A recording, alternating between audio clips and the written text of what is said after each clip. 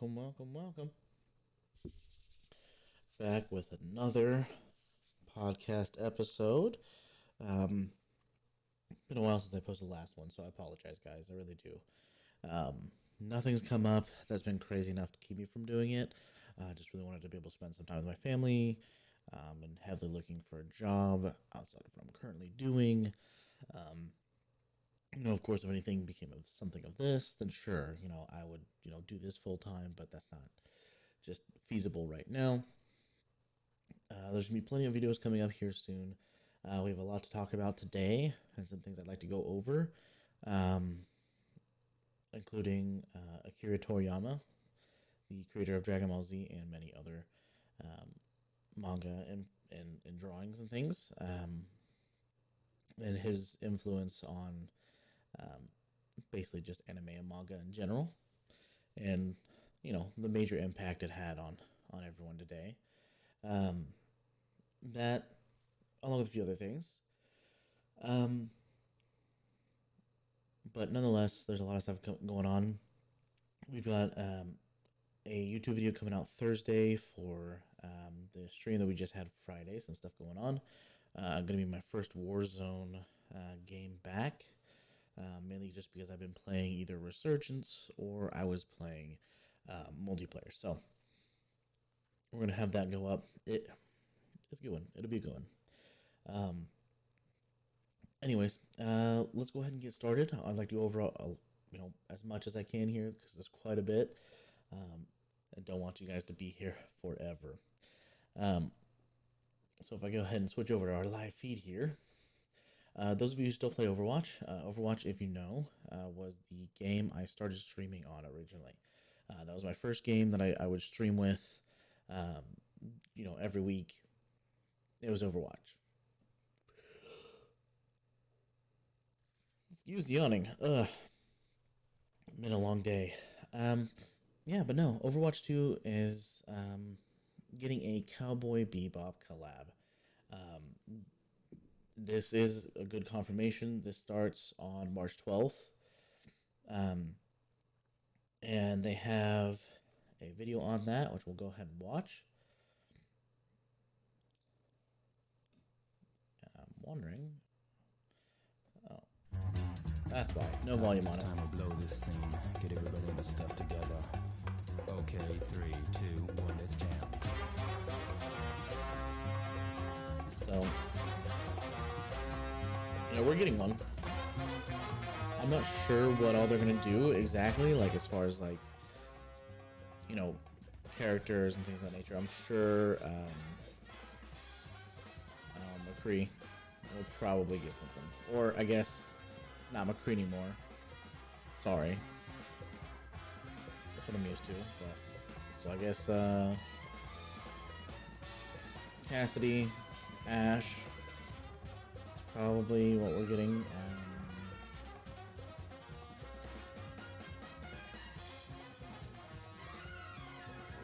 A couple others. Oh, everyone might be getting one. Huh. Interesting.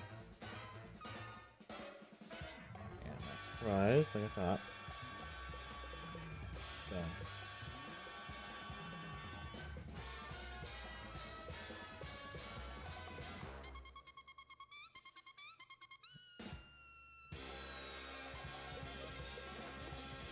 Wow, that's going to be super cool. I probably won't be able to get it, unfortunately. And that kind of makes me angry a little bit. But nonetheless, like I said, Cowboy Bebop is going to be doing this.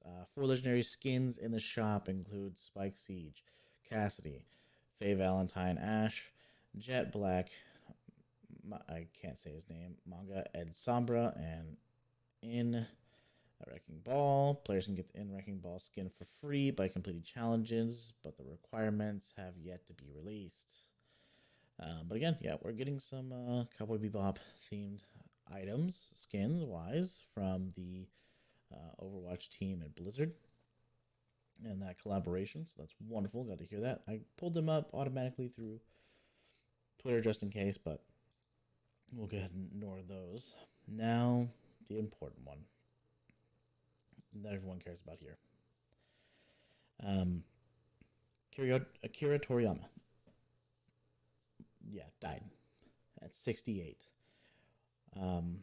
Earlier this month, I believe it was March 1st. Said that he died from a subdural hematoma. From what I understand, from what I looked up, he had a brain bleed, and that's what got him, was a brain bleed. I mean, he had an amazing career. I mean, just Dragon Ball Z, and Dragon Ball, were huge, massive influences to people all over the world. And I'm gonna be honest, guys. Like, I had gotten onto TikTok after it happened. I was seeing a lot of like love and support for his family, and the fact that we hate to see that he'd passed away, and a lot of tributes to him. Um, and then I just started seeing that all over X, formerly known as Twitter. Everyone, like, majority of people were fine, and there's just people just doing nothing but dogging on this man for no reason, unnecessary, just because they didn't like Dragon Ball Z or Dragon Ball or Dragon Ball Super or basically anything having to do with Dragon Ball. They were literally just dogging on him, his art, everything. It made zero sense to me, and it was kind of irritating in all honesty. But seriously, guys, like, when someone passes away, whether you like their artwork or not, especially when they're this influential, like they created such a major series that has affected so many people's lives, just let them die in peace.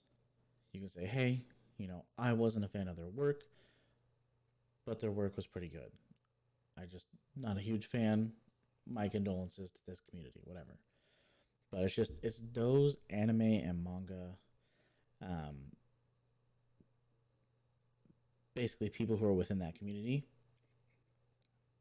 who make the rest of us look bad, and it's awful. Um, but I did find out from Kotaku that there were some tributes after he passed. Um, I don't know if they have any pictures of any of this stuff. Yep, they do. From Rebecca Stone.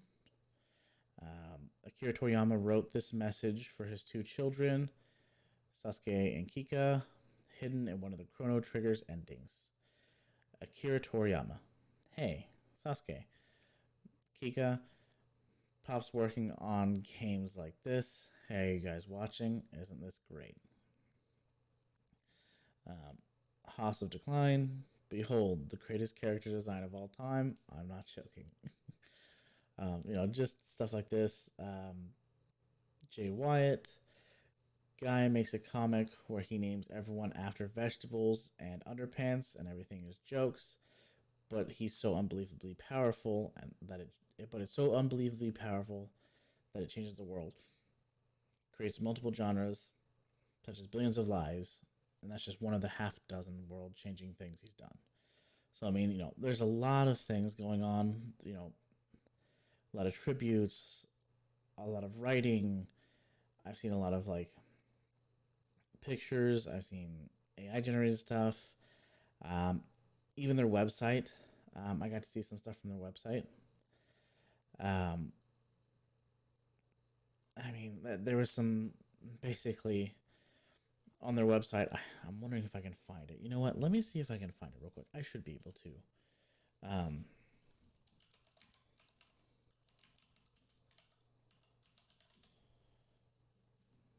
think it was on their official site. Let me look to verify.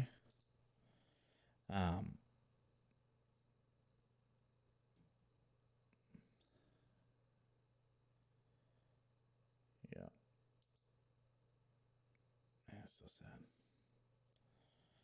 Oh yeah, his family. Um, basically on March 8th, there was a letter on their official website. It says, "Dear friends and partners, we are deeply saddened to inform you that manga creator Akira Toriyama passed away on March 1st due to acute subdural hematoma. He was an age of 68. It is our deepest regret that he still had several works in the middle of creation with great enthusiasm. Also, he would have more things to achieve. However, he has left many manga titles and works of art to this world. Thanks to the support of so many people." I apologize for the yawning. Many people around the world. He has been able to continue his creative activities for over 45 years. We hope that Akira Toriyama's unique world of creation continues to be loved by everyone for a long time to come. We inform you this sad news with gratefulness for your kindness during his lifetime. Funeral service was held with his family and very few relatives. Following his wishes for tranquility, we respectfully inform you that we would not accept flowers, condolences gifts, visiting, offerings, and others. Also, we ask that you refrain from conducting interviews with his family. Future plan for commemorate gatherings is not decided. We will let you know when it's confirmed. We deeply thank you for your understanding and support as always. Um, it's just it's hard, you know. It's definitely a tough one to have to deal with, for sure. Um, Man, what a sad time. I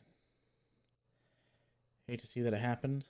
I'm sad to see that such a big legend has left.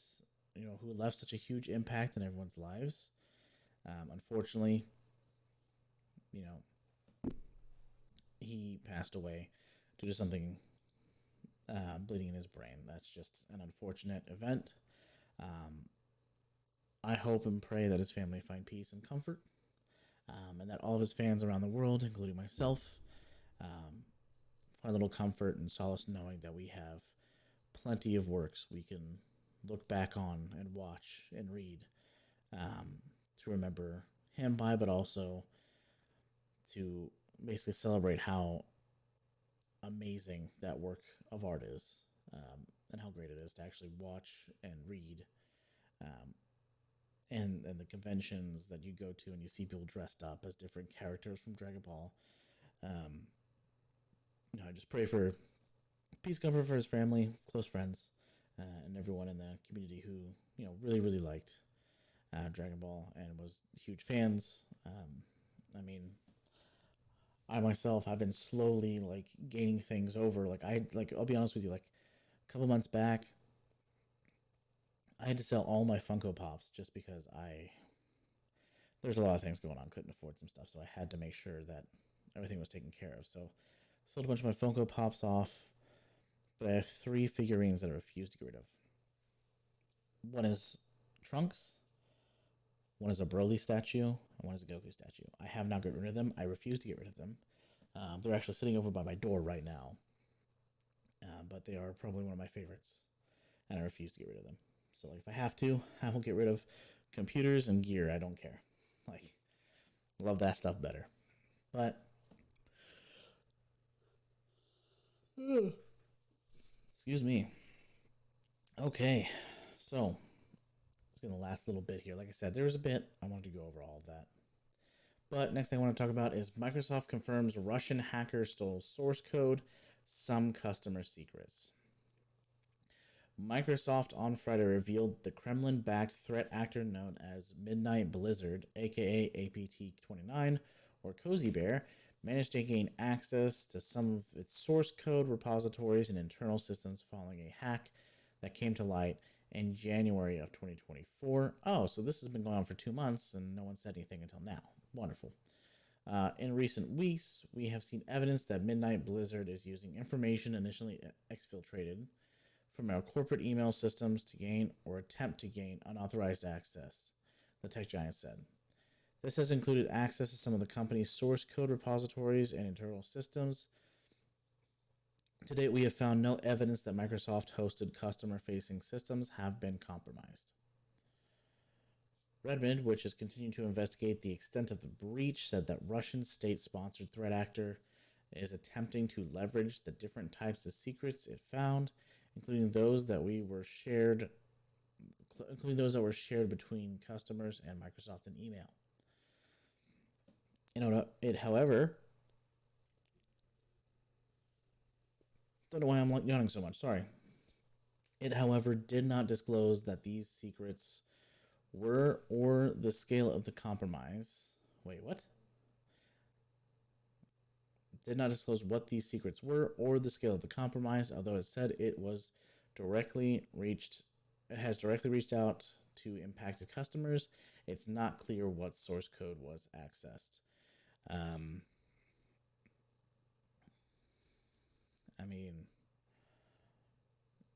Midnight Blizzard's ongoing attack is characterized by a sustained, significant commitment to the threat actor's resources, coordination, and focus. They still got some information. Wow. Still got information. So,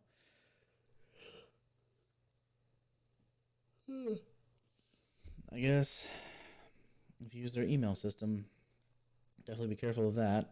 They got a hold of some source code information. I don't know if they actually got a hold of source code, which, this thing's not really explaining that. It's saying, it's said that they don't know. Found no evidence that Microsoft-hosted customer-facing systems have been compromised. So did they gain access, or did they just attempt to? They exfiltrated from our corporate email systems to gain or attempt to gain unauthorized access. So I don't know if they're trying to say like they did gain some information and access and they also tried in other places and didn't. Like, it's not very specific here. I don't know. That one's weird for me. One of the last few things here. New Python-based snake info stealer spreading through Facebook messages. This is a article from March 7th, so last Thursday. Facebook messages are being used by threat actors to distribute a Python-based information stealer dubbed Snake that's designed to capture credentials and other sensitive data. The credentials harvested from unsuspecting users are transmitted to different platforms such as Discord, GitHub, and Telegram. Cyber Reason researcher Kataro Ojino said in a technical report. The fact that they have one, Cyber Reason said it detected 3 different variants of Stealer. The third one being executable, accessible by PyInstall. The malware, for its part, is designed to gather data from different web browsers, including COC. I don't know what that is. Suggesting a Vietnamese focus. Okay. So not in the US. But potentially. So I would be careful on what you deal with, what you touch. Don't click on suspicious links. Things of that nature. Just basic.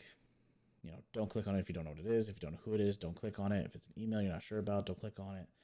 Anything from a user that looks like your family that's, hey, this, I saw you in this video, don't click on that.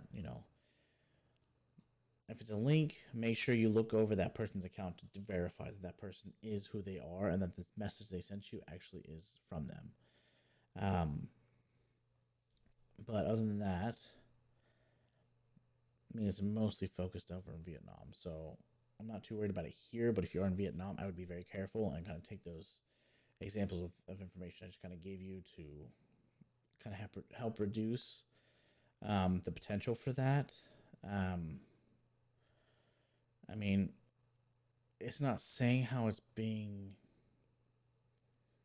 used.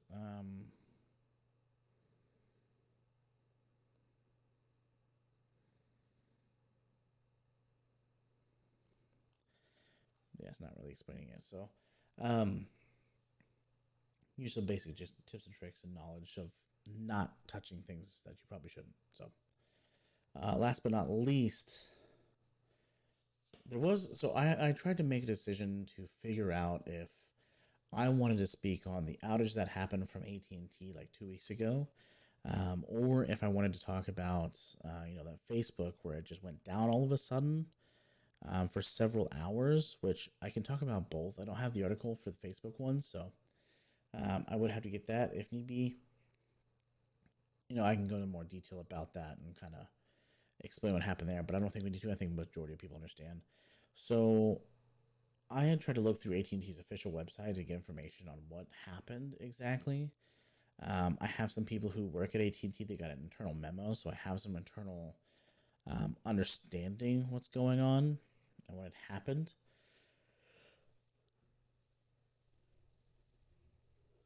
Of course, I'm not going to say who it was that I was able to talk with that gave me that information. There were some internal memos that went around, and I can't ask them to give me those memos because it could compromise their job or consider them a whistleblower, and then they can get in trouble and then lawsuits. I don't want them to deal with all that. So um, maybe sometime I'll try, but nonetheless, the White House thought it was a hacking event, but it was not. Was not a cyber attack. Nothing. Um, AT&T said it wasn't. AT&T did not disclose the scope of the outage, nor the reason for it. When the outage first began on Thursday morning, the company listed the cause as maintenance activity, which is technically correct. Jim Greer, an AT&T spokesman, apologized in a statement confirming service was restored and said the company is taking steps to ensure our customers do not experience this again in the future. I mean, I had looked and looked to find anything that said that. Um, but from what I understand, it was not a cyber attack at all. From internal information I got from someone who works there, is there was some upgrading being done on the system and on servers, and in doing so, that process did not go properly, and so it knocked everything out, and they had to bring everything back up. So um, that's what I've heard from sources within AT&T who are not official spokespersons, but within memos that had went around. AT&T again, it's not going to be specific on what's going on, especially to the public. Try to save face, save brand, whatever. But nonetheless, though, they did get it resolved within a few hours. It wasn't like super crazy long. It was like 5 or 6 hours. Nothing crazy. But one thing I will tell you is they did say that they were going to give everyone who was affected $5 credit on their bill. And I've heard everyone, like half of everyone that has heard about that, like, oh, that's useless. It doesn't matter. It's $5. I want a full month's worth. No, you don't deserve a full month's worth. You don't get to have a full month's worth. It was for a few hours, okay? The amount of if you wanted AT&T, right? Like if I were to call like me, if I were to call AT&T but like I want a full month, they're going to tell you no. They're going to tell me no. And you go, I want it based on the amount of time that it was down for. Okay, it was down for 5 to 6 hours. All right. Well, take your bill, your bill that you get every month, divide that by 4, because there's 4 weeks in a month, then divide that by 7, because there's 7 days in each week. Okay. Then, sorry, did I do that math right? Yeah, it's 4 weeks. So that number, so whatever your bill is, divided by 4 for the 4 weeks. So it tells you how much it is a week. And then divide by 7, so per day, how it's going to be. Then take that price and divide it by 24. You'll get it per hour. And then do it for 5 hours for that hourly rate. And I bet you it's just going to be a couple cents. It's change. It's probably not even going to be a full dollar. So the $5 they're giving you is worth more than the time it was out. So stop complaining about it. It's something, right? Something's better than nothing. They're not going to give you a whole free month, and that's absolutely outrageous for anyone to even ask any company that. Like, if Verizon's system had gone down for a few hours and came back, and you were asking Verizon for a full month, that's insane. Same thing for T-Mobile. If there's something like that happened, that would be absolutely insane if you were asking for a free month or a free week for something like that. That's ridiculous. That's complaining. That's entitlement to think that you deserve that. No one deserves that. If it's too expensive for you, already as is, then why are you paying for it? There's other companies. Go to those other companies if they're cheaper, instead of wasting your money for that company.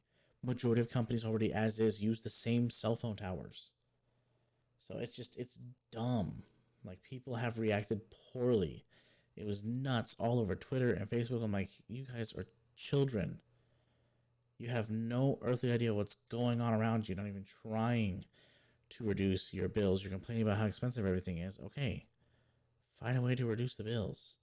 But AT&T or like Verizon or T-Mobile or like Metro PCS, Sprint, US Cellular, whatever, they're not going to give you a full free month for that. That's asinine. It's asinine.